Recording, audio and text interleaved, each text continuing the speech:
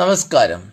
കഴിഞ്ഞ ദിവസം നമ്മുടെ വർക്ക്ഷോപ്പിലെ എക്യുപ്മെൻറ്റ്സ് ഒക്കെ ക്ലീൻ ചെയ്ത് വെക്കുന്നതിനെ പറ്റി ഒരു റീൽ നമ്മൾ ചെയ്തപ്പോൾ നമ്മുടെ ഒരു സഹോദരൻ അത് നിങ്ങൾ വന്ന് ഇത്തരം പണിയൊക്കെ ഒന്ന് ആദ്യം പഠിക്കുക, ഈ വക ഡയലോഗ് അടിക്കുന്നതിന് മുമ്പ് ഇതിൻ്റെ ബുദ്ധിമുട്ടും കാര്യങ്ങളൊക്കെ നിങ്ങൾ മനസ്സിലാക്കിയിട്ട് ഈ വക കാര്യങ്ങൾ പറഞ്ഞാൽ മതി എന്ന് അദ്ദേഹം പറഞ്ഞു.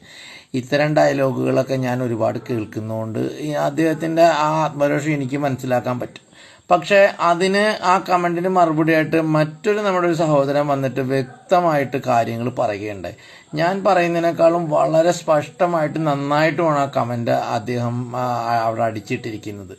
അദ്ദേഹം അതിൽ നമ്മളുടെ മേഖലയിൽ വർക്ക് ചെയ്യുന്ന ആൾക്കാരുടെ ഡെഡിക്കേഷൻ്റെ കുറവിനെ പറ്റി പറയുകയുണ്ടായി. അപ്പോൾ അതിൽ 50% പേർക്കും ഡെഡിക്കേഷനൊന്നും ഇല്ല എന്നാണ് അദ്ദേഹം പറഞ്ഞത്. അതിനോട് മാത്രമേ എനിക്ക് വിയോജിപ്പുള്ളൂ. 50% 80% ആളുകൾക്കും ഈ മേഖലയിൽ ഇതിനോടൊരു ഡെഡിക്കേഷൻ ഇല്ലാത്തവരാണ്. 90% അങ്ങനെ തന്നെയാണ്. ഏതൊരു ഗറാഷ് എടുത്തു പോയി കഴിഞ്ഞാലും 10% മാത്രമേ അവിടെ വർക്കാഹോളിക്കായിട്ടും ഡെഡിക്കേറ്റഡ് ആയിട്ടും സ്ഥാപനത്തോട് കൂറോട് കൂടിയും വർക്ക് ചെയ്യുന്നത്. എനിക്ക് മനസ്സിലായിട്ടുള്ള അതാണ്. ഒരു പക്ഷേ പണി പഠിക്കാൻ വരുന്ന കാലത്ത് ഇവരാരും ഇങ്ങനെ ആയിരുന്നില്ലിരിക്കാം. പക്ഷേ അവിടുത്തെ സാഹചര്യങ്ങളും നമ്മളുടെ സമൂഹത്തിൻ്റെ പ്രത്യേകതകളും മൂലം പിന്നെ അവരുടെ സാമ്പത്തിക പരാധീനം വെച്ചാൽ അവരങ്ങനെയായി മാറിപ്പോകുന്നതാണ്. ഒരാളും മോശക്കാരായിട്ട് ജനിക്കുന്നില്ലല്ലോ.